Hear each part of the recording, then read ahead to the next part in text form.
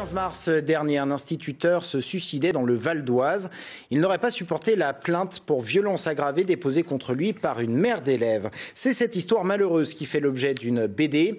Elle est signée d'un enseignant qui dénonce par la même occasion le comportement de certains parents et le silence de la hiérarchie. Rencontre avec son auteur Christophe Tardieu.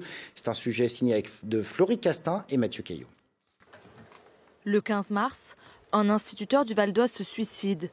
Un parent d'élève a porté plainte contre lui pour violence sur mineur.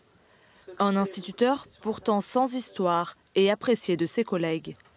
Christophe Tardieu, enseignant lui aussi, prend alors ses feutres pour illustrer son histoire. L'idée, c'était de continuer à faire vivre Jean Villot au-delà de sa mort, de lui rendre une espèce d'hommage, de lui permettre de continuer à vivre un petit peu, que son histoire ne soit pas oubliée au travers de ces quelques pages. Une semaine après sa mort, il publie les 3 planches sur Facebook. Ses dessins sont partagés plus de 80 000 fois.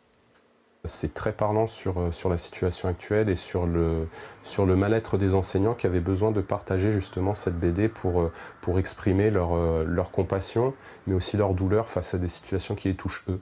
C'est un drame humain déjà qui touche tout le monde, et puis en tant qu'enseignant, c'est vrai qu'on est spécialement ému parce que ça renvoie à tout un tas d'histoires qu'on a pu connaître nous-mêmes.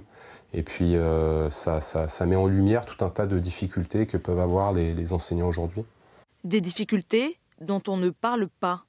À l'Éducation nationale, le silence est une règle absolue. La première consigne qui est donnée en cas de problème, c'est de ne pas en parler, de garder ça pour soi, de garder ça au sein de l'équipe, de ne pas communiquer ni avec les parents, ni avec la presse, ni avec qui que ce soit, pour que l'affaire se tasse le plus rapidement possible. En quelques cases, le dessinateur dépeint le sentiment d'exclusion de son collègue et l'inertie du système scolaire avant et après le drame. Une chose est sûre, c'est que pour en arriver à un tel acte, il faut se sentir isolé à un moment. Donc lui, sans doute, s'est senti isolé. C'est-à-dire qu'à partir du moment où il y a eu une plainte contre lui, déjà il y a eu le camouflet que représentait la plainte pour un enseignant qui était très respecté, qui n'avait eu aucun problème dans sa carrière. Et puis il y a le fait qu'il a sans doute dû se dire immédiatement qu'il serait seul dans cette affaire-là, qu'il aurait sans doute l'appui de ses collègues, mais pas de sa hiérarchie.